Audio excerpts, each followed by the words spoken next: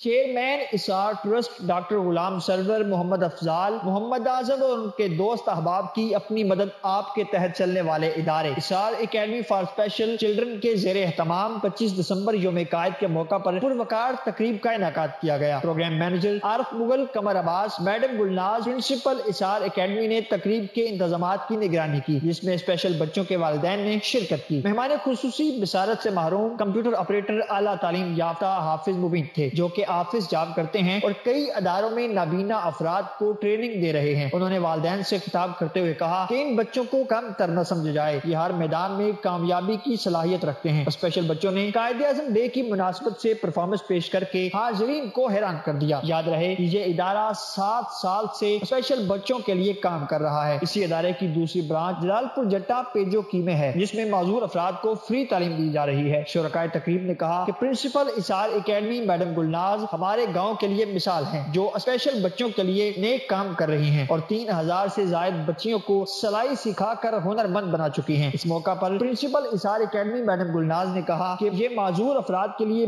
بالکل free school ہے، free transport, free کتابیں، فری یونیفارم۔ اسار ٹرسٹ اسپیشل بچوں کی تعلیم کے ساتھ ساتھ انسانیت کی خدمت کے لیے دیگر پروجیکٹ بھی چلا رہا ہے، جن میں قرض حسنہ، واٹر پروجیکٹ، اسار ambulance service, Ramzan food package, medical centre project اتو والا، جو کہ ابھی زیر تعمیر ہے۔ آئیے اس ادارے کے دست و بازو بنے اور اس نیک کام میں ہمارا ساتھ دیں۔ برائے رابطہ 0301300274 0300544251۔ یہ جو ہے میرے سامنے یہ قرآن مجید، یہ آپ لوگ دیکھ رہے ہیں، اس کے اوپر نقطے بنے ہوتے ہیں چھوٹے چھوٹے، ایسے اگر ہاتھ سے ٹچ کریں، اگر آپ لوگ اس پہ ہاتھ لگائیں گے تو آپ کو محسوس ہوگا۔ اس کی مثال اس طریقے سے دی جا سکتی ہے کہ جس طریقے سے ہم کسی جو کوئی ہارڈ شیٹ ہوگا، موٹا پیپر ہوتا ہے، جیسے ڈرائنگ پیپر ہوتا ہے یا کوئی فائل کور ہے، تو اس کے اوپر سے اگر اس میں سے کوئی کیل یا سوئی گزاری جائے نا، تو وہ اس کے اوپر دوسری طرف ایک نقطہ بن جاتا ہے۔ تو اسی طریقے سے یہ نقطوں کی مدد سے یہ ایک لکھائی ہے، اس کو بریل بولتے ہیں۔ یہ فرانس کا ایک رہنے والا تھا، لوئی بریل، جو کہ بچپن میں ہی جس کی نظر ختم ہو گئی تھی، اور اس نے خود سے، یعنی کہ اس کو خود بھی نظر نہیں آتا تھا، اور اس نے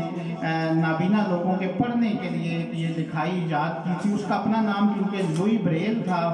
تو اسی کے نام سے اس کو بریل رسم الخط یا بریل طرز تحریر کہا گیا۔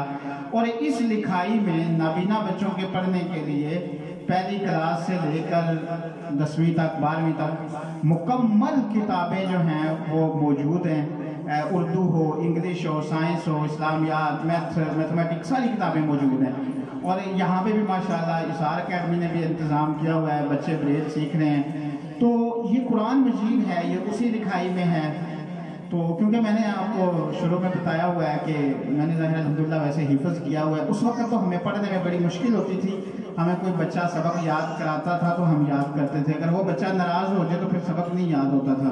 لیکن اب اگر آپ کے بچے یہ لکھائی سیکھ لیتے ہیں، یہ قرآن مجید پاکستان میں ہر جگہ سے مل جاتا ہے، تو اگر یہ وہ لکھائی سیکھتے ہیں تو وہ مدرسے میں بیٹھ کے اپنا سبق خود یاد کریں گے، جس طرح دوسرے بچے اپنا سپارہ کھول کے اپنا سبق یاد کرتے ہیں۔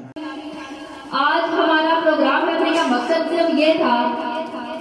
اس میں ایک مقصد نہیں بلکہ 2-3 مقصد ہیں۔ پہلا مقصد، جیسا کہ آپ جانتے ہیں کہ آپ کے بچوں کے پیپر بھی ہیں اور موسم سرما کی چھٹیاں بھی ہونے والی ہیں، تو آپ کو انوائٹ کرنے کا مقصد یہ تھا کہ تاکہ آپ کے سامنے آپ کے بچوں کی کارکردگی پیش کی جائے۔ دوسرا مقصد قائد اعظم ڈے کے حوالے سے کہ ہم نے سوچا کہ آپ کو بھی پتہ چلے قائد اعظم جنہوں نے اتنی قربانیوں اور کوششوں کے بعد ہمیں پیارا ملک پاکستان ہمیں دیا اور ہم آزاد زندگی یہاں پہ گزار رہے ہیں، تو اس حوالے سے بچوں کو بھی بتایا جائے اور آپ کو بھی بتایا جائے۔ اور ہمارا تیسرا مقصد کہ ہم نے ہمارے جو اسپیشل بچے، خاص کر وہ بچے جو نابینا ہیں، جو دیکھ نہیں سکتے، یا آپ کے وہ بچے جو معذور ہیں اور آپ ان کو سمجھ رہے ہیں کہ یہ تو کوئی کام نہیں کر سکتے، انہوں نے کیا کام کرنا ہے،